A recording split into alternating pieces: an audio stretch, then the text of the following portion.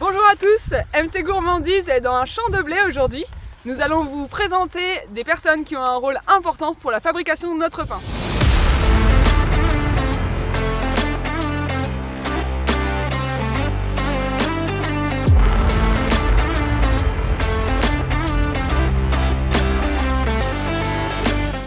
Nous sommes aujourd'hui dans le champ de Michael Cousin qui habite à Peton.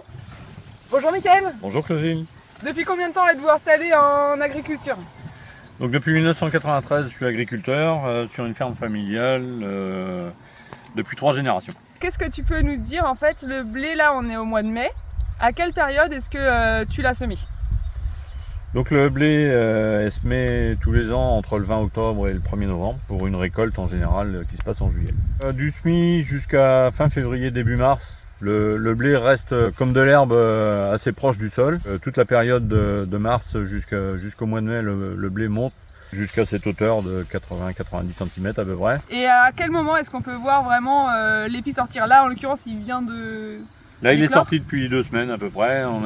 Donc on est au 20 mai, ce soir autour du 10 mai à peu près. Donc là il va rester en épi comme ça. Est-ce que toi tu y apportes une surveillance à ce champ ou est-ce que tu le laisses vraiment pousser librement jusqu'à la récolte? La culture du blé nécessite une surveillance permanente. Au moment du semis, on surveille qu'il lève bien, que les limaces ne s'en occupent pas trop, qu'il n'y a pas trop de mauvaises herbes qui l'étouffent. On surveille qu'il soit bien alimenté, il faut suffisamment d'eau et suffisamment d'éléments nutritifs pour avoir une bonne qualité à la récolte. Cette année, comment est-ce que tu as ressenti le temps? Est-ce qu'on a eu assez d'eau? Est-ce qu'il a fait assez chaud pour une bonne maturation du blé? Alors cette année, nous dans notre secteur, on a eu une année qui est assez favorable au blé, oui. On a eu un hiver pas trop humide. Après, on a eu de l'eau à la bonne période au printemps qui lui a permis d'être bien alimenté là en mars-avril. La grêle est aussi un danger pour le blé. En tant qu'agriculteur, en fait, le temps joue un grand rôle sur vos cultures. Vous travaillez vraiment à 100% avec la nature. On est complètement à la merci de la météo. Concernant la récolte, là, donc le blé est sorti. À quel moment on va récolter? Eh bien, il faut attendre que le blé mûrisse. Là, pour l'instant, on a la forme, on a les beaux épis de blé, mais il n'y a pas du tout de grains dedans. Il est en pleine floraison, donc il faut que ce soit fécondé pour être fertile et que le grain se forme et accumule toutes les qualités nécessaires après derrière pour être valorisé. Et donc la récolte, ça se passera que quand le blé commencera à jaunir et puis il changera de forme.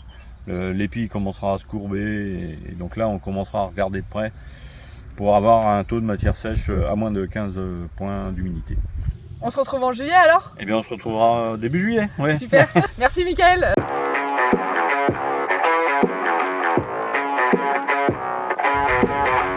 Nous sommes mi-juillet, le blé est mûr.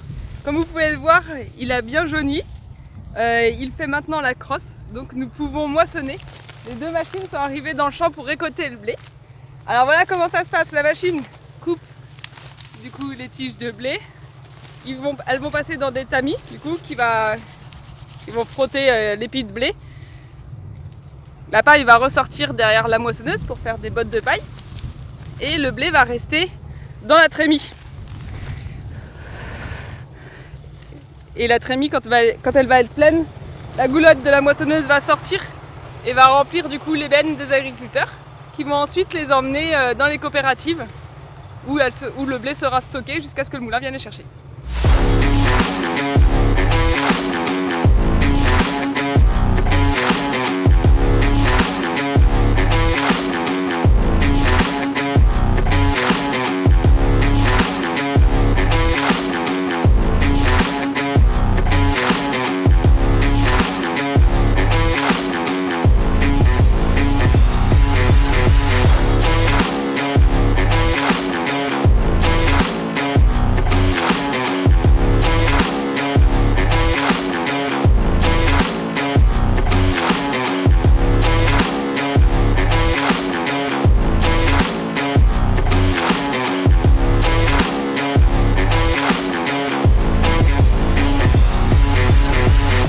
Avec Vincent, quand nous nous sommes installés, il a fallu que nous choisissions également un moulin avec qui travailler pour nous fournir la farine.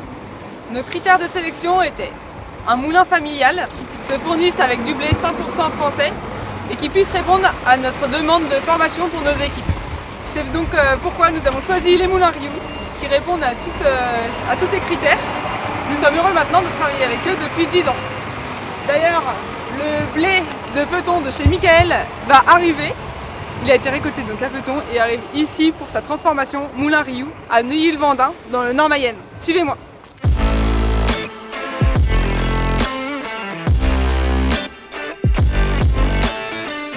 Bonjour Madame Rioux.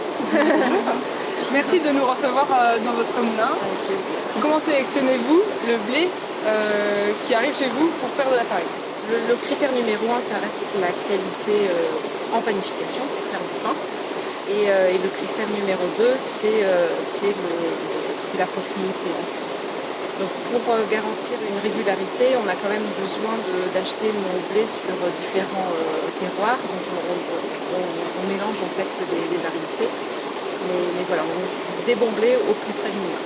Ça reste Grand Ouest, région parisienne, et que chez des artisans. Ça c'est un choix qui est assez ancien et on tient à conserver. Merci beaucoup.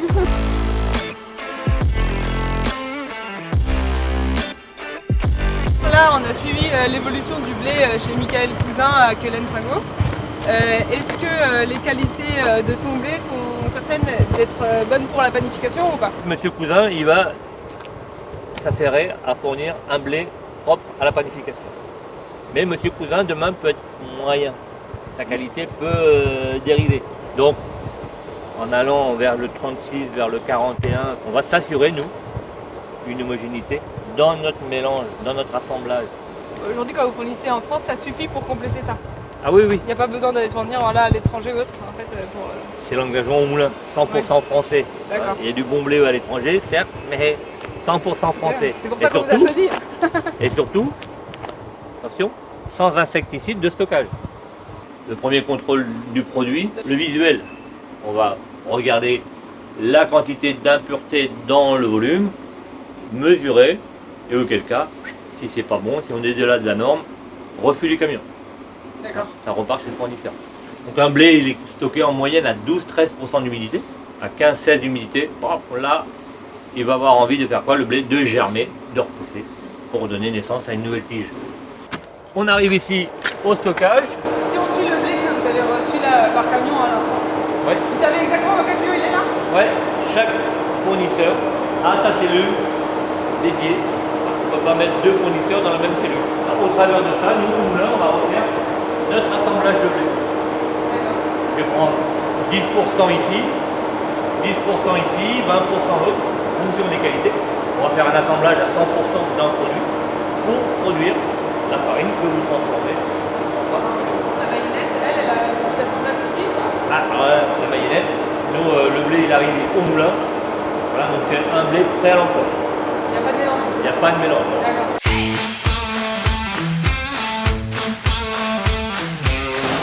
Donc là, il y a des machines pour transporter le produit qui arrive dans une cellule. Le tapis roulant dedans ou c'est acheté? Ouais, tapis roulant, propos de haute qualité.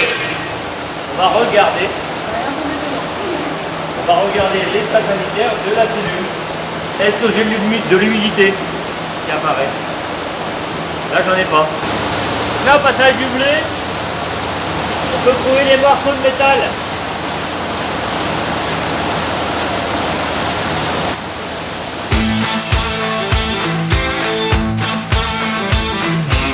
Là, on est sur la brosse. L'objectif, éjecter le grain de blé resté dans les billes. En passant sur la brosse, on va enlever le grain dans les billes.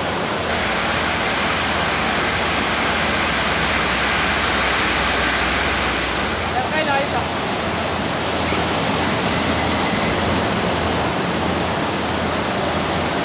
Là, les particules légères, on va les évacuer. Et surtout, on va retirer tous les cailloux. Si on n'enlève pas les cailloux, on va faire quoi? Un moment. Et à force d'être transporté, ça a cassé un peu.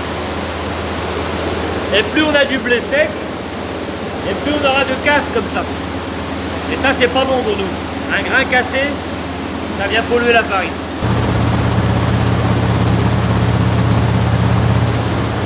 Du coup, ça c'est ce qu'on garde. Avant sélection, Et là j'ai gardé que celui-là. On voit, visuellement on voit qu'on a gardé que les plus gros grains. Là moi je vais donner la consigne d'humidifier ce grain de blé là, d'envoyer de l'eau à la menthe farineuse pour que demain le grain il ait atteint une humidité de 16. Donc le blé là, on a l'impression que c'est sec, c'est ce que l'on vient de voir, mais là en fait on l'a humidifié. Si on le met dedans, il va casser légèrement.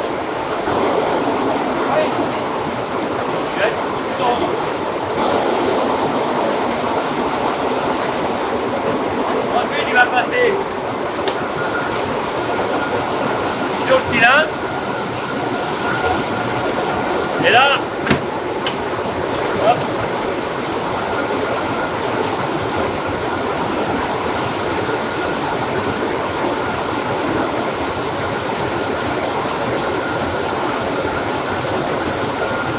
Voilà pourquoi on a mouillé le grain de blé. Vous voyez, là j'ai juste ouvert le grain de blé. Et la coque quasiment entière du grain.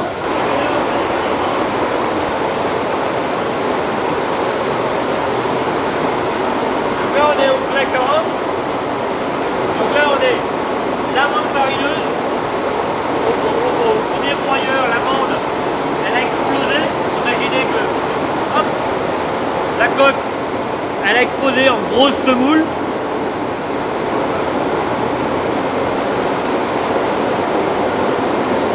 Et là, on va percuter la coque. La semoule qui est là, voilà, on va l'exploser.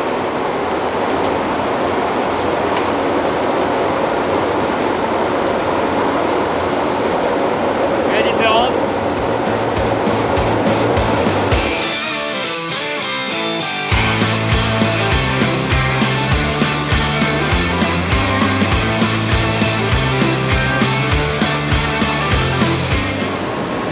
Et là, en remettant tout ça là, c'est ce qui se passe dans le plancher de terre. Qu'est-ce qu'il va faire? Il va rejeter le produit. Au bout d'un moment, il n'en veut plus non plus. Hop. Et il va continuer. Hop. Et là, j'ai trouvé un autre produit. Donc là, ici, on est sur la vis à farine. Là, on va récolter la farine produite par toutes les machines du rez-de-chaussée. Et à partir de là, en fonction du type de farine voulu par le boulanger, on va enlever les passages pour conduire le type de farine voulu à la transformation. Faire la pâtissière, par exemple, ici, beaucoup plus typée, mais essentielle à la production du pain. Voilà, alors on a un produit beaucoup plus gras, hein, contrairement à ce premier produit. Mais pour faire la pâtissière, on ne va pas le mettre ce produit-là. On va l'enlever. Donc là, on va le séparer. En fait, ce que Philippe est en train d'expliquer, c'est qu'au moulin, il sépare bien chaque pellicule du blé, je dirais. Parce que pour faire du pain, ce qui nous intéresse, ce n'est pas le cœur du blé, ni ce qu'il y a autour, c'est ce qu'il y a entre nous. Donc en fait, dans les différentes étapes, on a réussi à séparer chaque couche du blé. Et après, on fait les assemblages pour différencier les farines type 65, type 50, type 45. Voilà. Plus on va aller proche de la coque, et plus on va avoir de types dans la farine. Nous allons maintenant voir la mise en sac de la farine.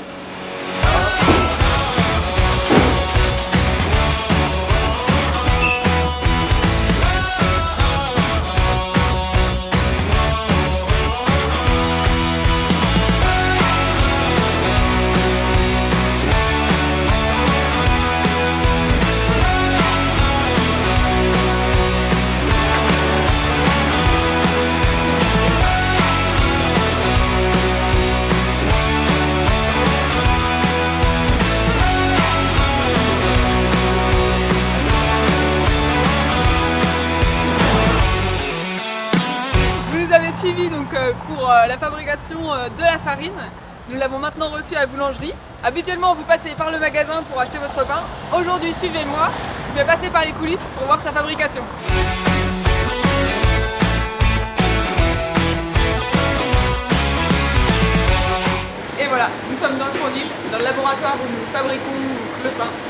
être avec Vincent, qui va nous apporter toutes les explications de la fabrication du pain. Donc là, je vais vous montrer comment est-ce qu'on fait la baguette, la mayonnette. Nous avons mis l'eau dans la cuve. Nous allons ajouter la farine. Ensuite, on va mélanger l'eau et la farine et laisser un temps de repos de 1 heure.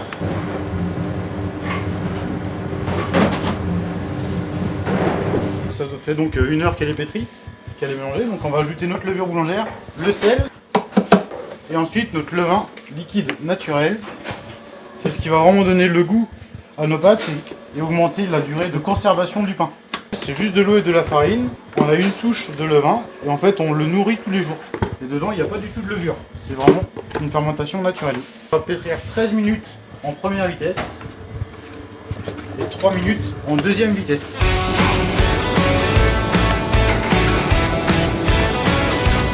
Donc le pétrissage de la tradition est terminé. On arrive vraiment à bien étirer la pâte et elle ne rompt pas. Ce qui veut dire que la pâte est très bien pétrie. Nous allons encore laisser un quart d'heure de repos en cuve et nous donnerons ce qu'on appelle un rabat pour ensuite la mettre dans des bacs. Je vous explique la suite après.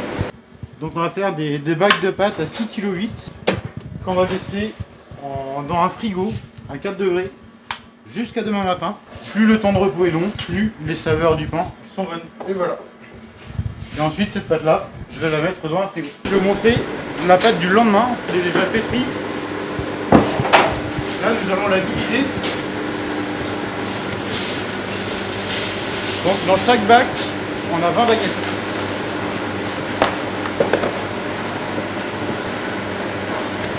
Donc là on a une machine qui s'appelle une diviseuse.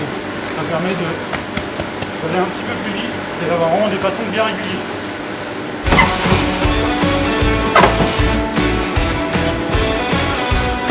Là nous allons faire un pré-façonnage. Alors le pré-façonnage il est très important parce que tout ce qui est pain de tradition c'est très peu pétri. Donc on finit de donner de la force au pain. Et on va laisser encore 1 heure de repos pour que la pâte développe le maximum d'arômes. Donc ils ont eu 1 heure de repos. On va donc passer au façonnage et on va les faire passer à l'intérieur de la façonneuse. On termine à la main et on va les disposer sur ce qu'on appelle des couches pendant encore 1 heure avant de pouvoir les mettre au four.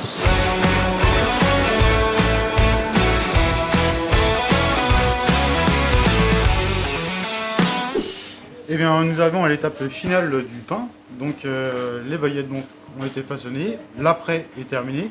Ce qui veut dire que les pâtes peuvent être mises au four. Donc nous allons commencer à mettre sur le tapis pour ensuite les enfourner. C'est les Paris, donc c'est la spécialité de la boulangerie MC Gourmandise.